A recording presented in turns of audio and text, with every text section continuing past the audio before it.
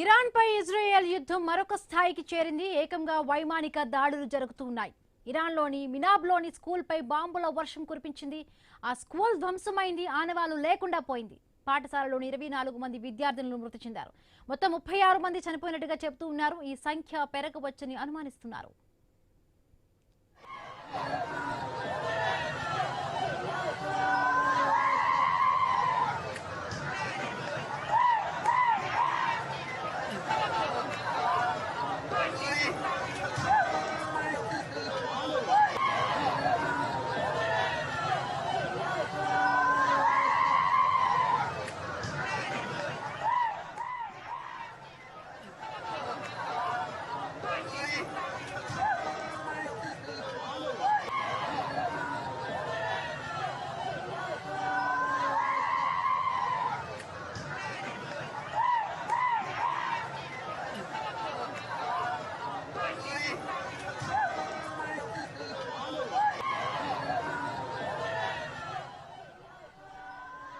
Iran Israel మధ్య యుద్ధం తీవ్ర రూపం దాల్చింది. ఇజ్రాయెల్ బాంబుల వర్షం కురిపించింది. ఒక స్కూల్ పాఠశాలపై, అది కూడా ఒక గర్ల్స్ స్కూల్ పైన కూడా ఈ బాంబులు పడ్డాయి. దీంతో 24 మంది విద్యార్థులు మృతి చెందినట్టుగా కూడా అల్ జజీరా తెలిపింది. ఇక శిథిలాల కింద చాలా వరకు కూడా చిన్నారులు ఉన్నట్టుగా కూడా తెలుస్తోంది. సో మనం వింటున్నాం క్లియర్గా ఆ పిల్లల తల్లిదండ్రుల ఆర్తనాదాలు అక్కడ వినిపిస్తూ ఉన్నాయి. సో స్కూల్ పై దాడి చేయడం చాలా బాధాకరంగా అనిపిస్తోంది. సో అక్కడ తల్లిదండ్రుల ఆర్తనాదాలతో కూడా మొత్తం ఆ స్కూల్ ప్రాంగణం అంతా కూడా ఆర్తనాదాలతో నిండిపోయింది. సో ఒక చిన్నపిల్లల స్కూల్ పైన కూడా ఈ బాంబు దాడి జరిగినట్టుగా తెలుస్తోంది. ఈ దాడిలో 24 మంది చిన్నారులు చనిపోయినట్టుగా, విద్యార్థులు చనిపోయినట్టుగా తెలుస్తోంది. శిథిలాల నుంచి విద్యార్థులను అయితే, మృతదేహాలను అయితే వెలికి తీస్తున్నారు. సహాయక చర్యలు అక్కడ అందుతూ ఉన్నాయి. ఘటనా స్థలం వద్ద విద్యార్థుల తల్లిదండ్రుల ఆహాకారాలు, ఆర్తనాదాలు అక్కడ మిన్నంటాయి.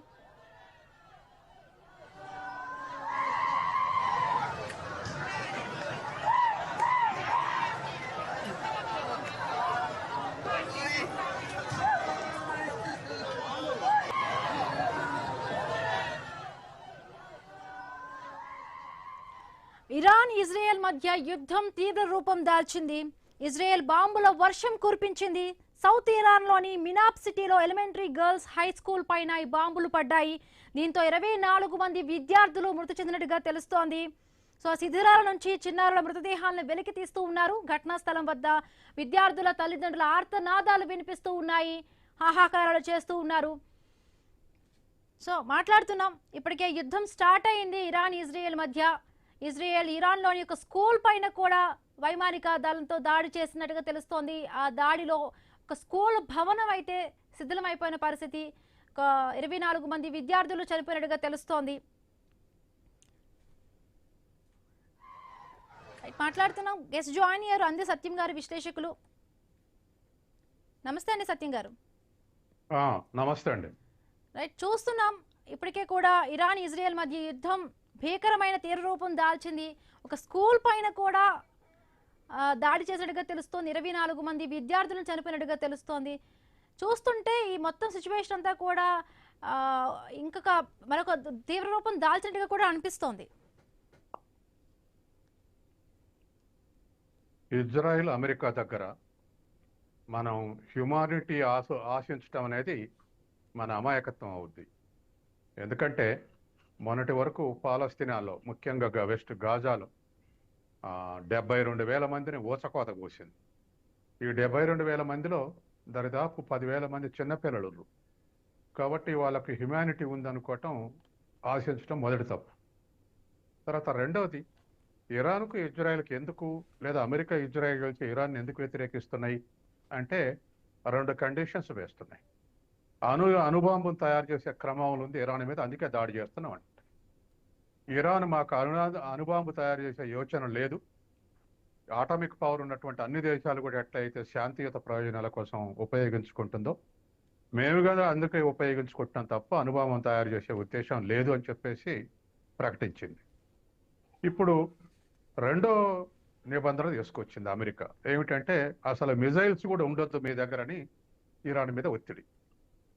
మిజైల్స్ కూడా ఉండొద్దు అంటే ప్రపంచంలో అన్ని దేశాల దగ్గర మిజైల్స్ ఉన్న తర్వాత ఇరాన్ దగ్గర మిజైల్స్ ఉండొద్దు అని పెట్టడానికి అమెరికా కానీ ఇజ్రాయెల్కి కానీ హక్కు లేదు.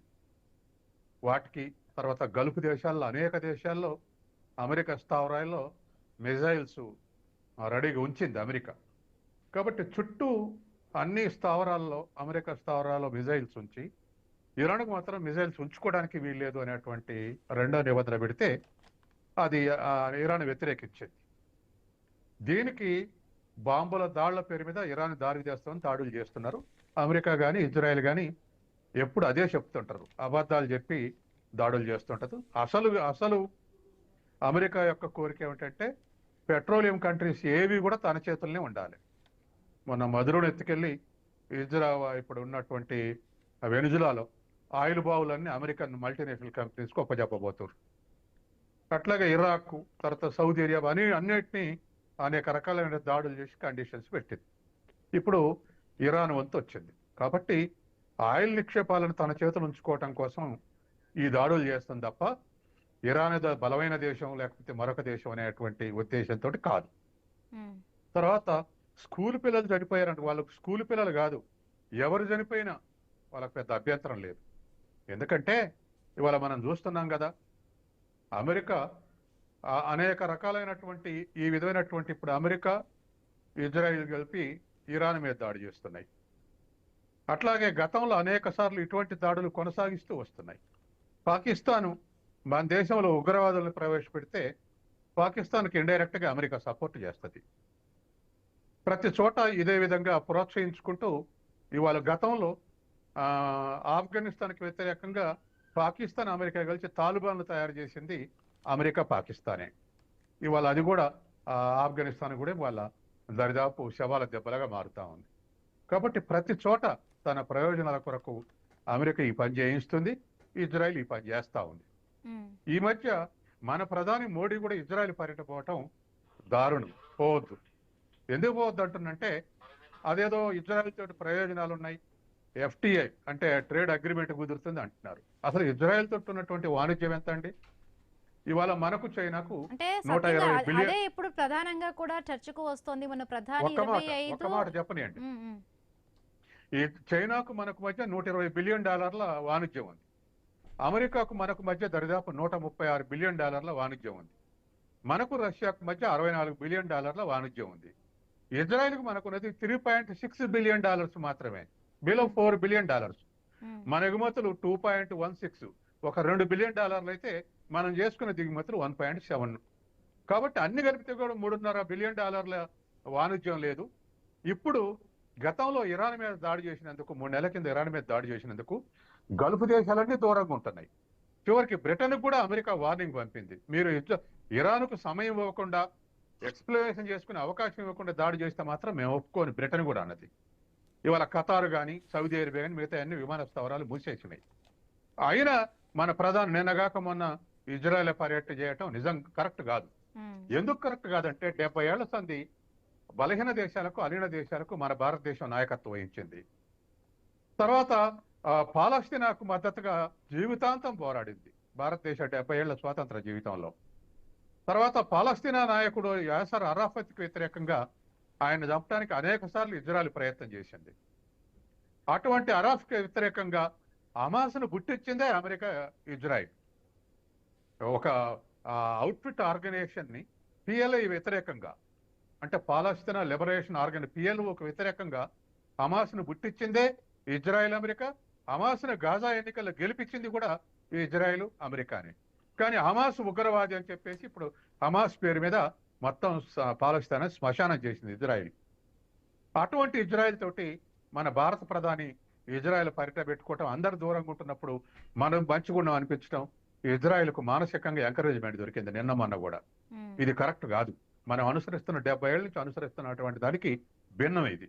తర్వాత నిజమే ఒక మేజర్ కంట్రీ అమెరికా తోటి $130 బిలియన్ ఉంది అని అమెరికాకు వ్యతిరేకంగా విమర్శలు చేసిన ఒక కార్నర్లో సమర్థించుకోవచ్చు గవర్నమెంట్. కానీ ఇజ్రాయెల్ తోటి ఉన్నది $3.5 బిలియన్. అయినా నిన్న మొన్న పర్యటన చేసి వచ్చారు. కాబట్టి ఇవాళ ఇజ్రాయెల్ ఇరాన్ మీద దాడి చేస్తుంది, అమెరికా ప్రోత్సహిస్తుంది. అమెరికా చెప్పే కారణాలు ఏ కారణాలు రైట్ కారణాలు కావు. వాళ్ళ ఇరాక్లో చెప్పింది కరెక్ట్ కాదు. వెనుజులాలో అనేక దేశాల షేక్ ప్రభువులను పెత్తందారులకు ఉంచింది అమెరికా. కానీ వెనుజులాలో అట్లా లేదు, ఎన్నికల ద్వారా ఎన్నికైండు. డెమోక్రటిక్ ఎన్నికైనటువంటి మధురను ఎత్తుకెళ్లి ఆయుధ బాలులు స్వాధీనం చేసుకుంది. కాబట్టి ఇవాళ ఇరాక్లో బయో వెపన్స్ ఉన్నాయని సద్దాం హుసేన్ చంపేసింది. యుద్ధం అయిపోయినాక ఏమయ్యాయంటే మేము అనుకున్నాం కానీ లేవు అన్నది. ఇట్లా ప్రతి దేశాన్ని ఆక్రమించి సోవియట్ యూనియన్ పతనం అయిన తర్వాత అమెరికాను అడ్డుకునేటువంటి పరిస్థితి లేదు. మనలాంటి అలీన దేశాలు లేదా వర్ధమాన దేశాలు కూడా ఒకటిగా వ్యవహరించేటువంటి స్థితి లేదు. దానికి నాయకత్వం వహించినటువంటి భారతదేశం కూడా డీలాబడి మోకరిల్లి ఇజ్రాయెల్కు సపోర్ట్ చేయటం, లేదా ఇజ్రాయెల్ తోటి సంబంధాలు మెయింటైన్ చేయటం. ఏదన్నంటే మనకు రక్షణ సామాగ్రి ఇస్తే ఇజ్రాయెల్, అమెరికా కన్నా ఇజ్రాయెల్ దగ్గర రక్షణ సామాగ్రి ఏం లేదు. అమెరికా తోటి ఇవాళ మన defence equipments America Soviet Russia నుంచి 33% ఉంటే, ఫ్రాన్స్ నుంచి 26% ఉంటే, అమెరికా నుంచి కూడా 17% ఉంది. గతంలో అమెరికా నుంచి 3% ఉండేది మొత్తం డిఫెన్స్ ఎక్విప్మెంట్ లో. ఇవాళ 17% ఉంది. కాబట్టి ఇట్లా 1-2 పేరు మీద ఇజ్రాయెల్ కు మోరల్ గా సపోర్ట్ చేసి ఇజ్రాయెల్ ని ప్రపంచంలో ఎవరికి చేయలేని సపోర్టు భారతదేశం అందించడం అనేది ఖచ్చితంగా మనం అనుసరిస్తున్నటువంటి విధానానికి వ్యతిరేకం. ఇక అమెరికా అండతో ఇరాన్ పై ఇజ్రాయెల్ యుద్ధం మొదలు పెట్టింది. దాని పర్యవసానం చాలా తీవ్రంగా ఉంది. గల్ఫ్ కంట్రీస్ ను యుద్ధ మేఘాలు కమ్మేశాయి. Kuwait, Saudi Arabia, Kuwait, Qatar దేశాల్లో భారత్ నుండి ఉపాధి కోసం వలస వెళ్లిన వారు చాలా మంది ఉన్నారు. వాళ్లలో భయోందోళన నెలకొంది. అయితే తాము సేఫ్ గానే ఉన్నామని చెప్తూ ఉన్నారు. ఇరాన్ నుంచి దాడులను పసిగట్టిన కువైట్ దూసుకొస్తున్న క్షిపణులను గాలిలోనే పీల్చివేస్తోంది. దేశవ్యాప్తంగా ఎప్పటికప్పుడు సైరన్లు మోగిస్తోంది. అందరూ ఇళ్లలోనే ఉండాలని అప్రమత్తం చేస్తూ ఉన్నారు. 美国的大使馆驻阿联酋大使馆呢也呼吁民众呢是进行原地的避难。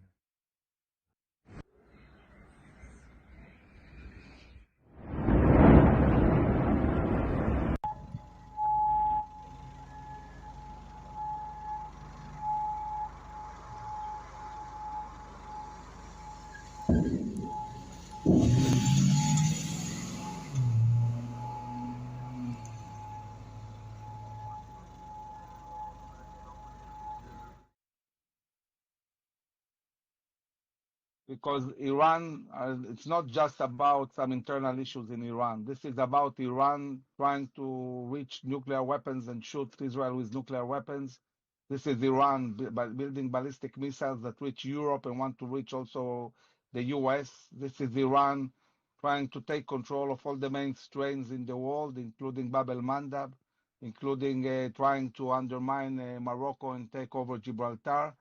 And also, obviously, their weaponizing of terror armies.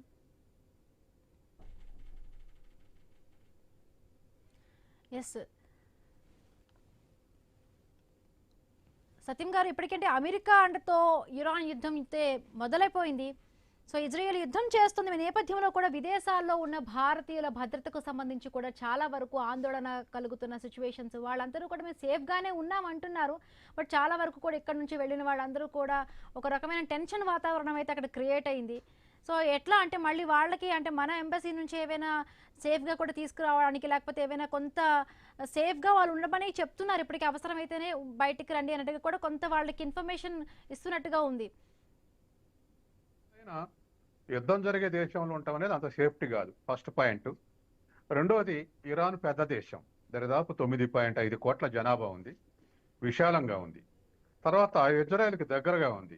ఇజ్రాయెల్కు ఇరాన్కు మధ్య 2 దేశాలు, చిన్న చిన్న దేశాలు ఉన్నాయి, ఇరాక్, సిరియా.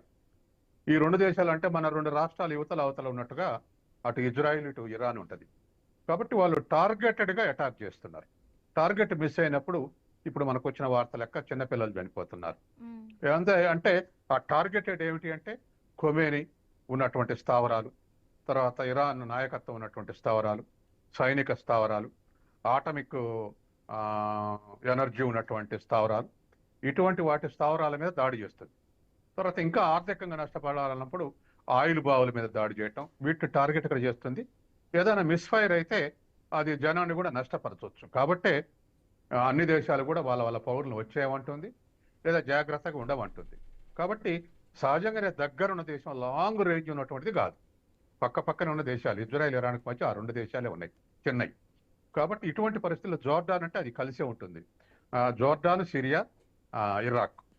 జోర్డాన్ చాలా చిన్న దేశం అనుకోండి, అట్లా సిరియా కూడా చాలా చిన్న దేశం, మధ్యన ఉన్నది ఇరాకే. కాబట్టి వాళ్ళు టార్గెట్గా అటాక్ చేస్తారు కాబట్టి సామాన్య జనం మీదకి పోకపోవచ్చు. ఒకవేళ మిస్ఫైర్ అయితే ఇప్పుడు పిల్లలు చనిపోయేటువంటి అవకాశం ఉంది. కాబట్టి ఏదేమైనా ఇవాళ అమెరికాకి ఏం కావాలనో, ఇజ్రాయెల్కి ఏం కావాలనో ప్రపంచానికి ఎవరికి చెప్పట్లే. కొంచెం సేపు ఇరాను అణుబాంబు తయారు చేస్తుంది అంటారు. ప్రపంచ దేశాల అన్నిటి దేశాల దగ్గర ఇన్ఫర్మేషన్ ఉంది. ఇరాన్ అణుబాంబు తయారు చేయట్లేదు అనేటువంటి ఇన్ఫర్మేషన్ అన్ని దేశాల దగ్గర ఉంది.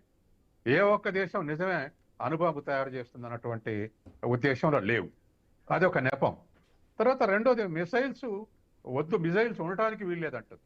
అది అమెరికాకు ఇజ్రాయెల్కి ఆ హక్కు లేదు. చుట్టూ ఉన్న దేశాల్లో, గల్ఫ్లో ఉన్నటువంటి అన్ని దేశాల్లో పెట్టి మీకు లేదనటం కరెక్ట్ కాదు. కాబట్టి ప్రపంచానికి ఏం కావాలో చెప్పదు, కానీ వాళ్ళు అనుకున్న చెప్పి అటాక్ చేస్తా ఉన్నారు. రైట్. మేజర్ శ్రీనివాస్ గారు జాయిన్